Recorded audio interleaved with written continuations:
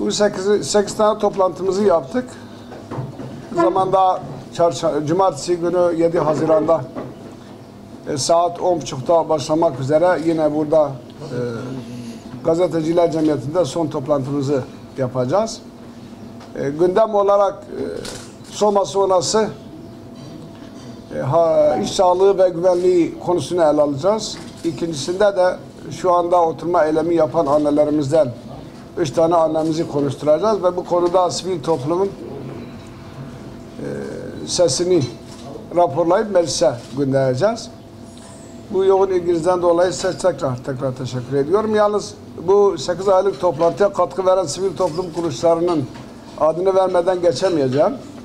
Müsaadenizle okuyorum. Azadi İnisiyatifi, Kibele Kadın Kooperatifi, İmam Hatip Mezunları Derneği, Girişimci Hukukçular Kurulu, Dicle Fırat Diyaloğu, Türkiye İnsan Hakları Vakfı, STGM, Gönül Köprüsü Derneği, Osmanlı Ocakları, Kent Konseyi, Gençlik Merkezi, Yazarlar Birliği, TÜMSİAD, Ticaret Sanayi Odası, Kuyumcular Odası, Ben Birsen, Tümbelsen, DES, Dil Birsen, Birlik Habersen, TEÇSEN, Eğitim Birsen, Özgür Eğitimsen, Tarım Ormansen, Memursen, İlmi Yayma Cemiyeti, 78'ler Derneği, Barış Meclisi, Mahalli İdareler Derneği, MÜSİAD, Britanlılar Kooperatifi, Dershaneler Birliği, Evrensel Barış ve Kardeşlik Derneği, Şuurlu Öğretmenler Derneği, Diktümder, Altyapı Spor Kulübümüz, Günsiyad, Dikkat, Yusufider, Hidder, Ayder, Şurader, Dişayt, Şayder, Hörder, Ditam, Diyarbakır Barosu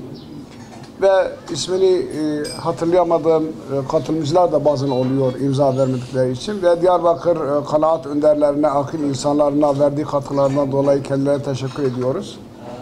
Biliyorsunuz meclisimiz her ayın ilk hafta sonu bir araya gelip bir değerlendirme yapıp meclise aslında fari bir danışmanlık yapıyor. Bunu tam anlatamadık. Ben mailin tamamını basın açıklaması tamamını mailine göndereceğim. Daha iyi bir değerlendirme yapacağınıza inanıyorum. Ayrıca Diyarbakır milletvekillerinden Cuma İş'ten Galip Ensarioğlu ve Minelük Beyaz hanımefendinin de gerçekten meclisimize katkısı var. Vekil buluşmasını mümkün olduğu kadar önemsiyorlar. Parti olarak da AK Parti, Hakpar, Hüdapar, Saadet Partisi bunlar da meclisimize katkıda bulunuyorlar ve seçim öncesi sağ olsunlar milletin huzuruna gelip belediye başkan adayları olarak kendini ifade ettiler.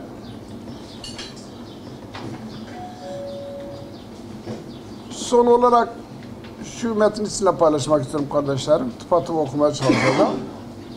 Şimdi meclisimizin 13 tane özelliği var. Bunlardan bir tanesi herkese eşit yakınlık. Diğerleri de olduğu gibi zaten mevcut. Siz sonra onu değerlendirirsiniz. Biz bu özelliklere bağlı olarak özerk bir meclisiz. Bizim bir üstümüz yok. Yani kimse bizi yönetmiyor. Dolayısıyla meclisten, mutfaktan gelen gündem maddesini dahi kabul etmeyebiliriz. Ama genelde çok isabetli olduğu için biz şimdiye kadar mutfağımızdan gelen gündem maddesini hiç değiştirmedik. Gerçekten gündemi iyi takip ediyorlar. Yerel gündemde artık ön plana çıkmış bir mevzu neyse onun üzerinde konuşuyoruz. Burada paylaşmak istediğim şu, öncelikli olarak STK temsilcilerimize söz hakkı veriyoruz 5'er dakika. Ondan sonra milletvekillerimiz en son toplantıda konuşuyorlar. Onlar da 5'er dakika konuşma hakkına sahip. Ancak soru cevap kısmında soru sorma süresi 20 saniye. Vekilimizin cevap verme süresi 2 dakika. O şekilde biz meclisimizi bir moderatör eşliğinde aynı zamanda yönetiyoruz. Dolayısıyla çok sade bir platform. 25. toplantımızı yapıyoruz. Şükürler olsun şimdiye kadar meclisimizde farklı düşünen insanlar olmasına rağmen kimseye bir sıkıntı, eziyet vermedi.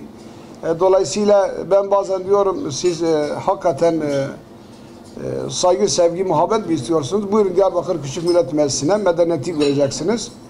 Bundan dolayı tüm katılımcılara da huzurunuzda candan teşekkür ediyorum.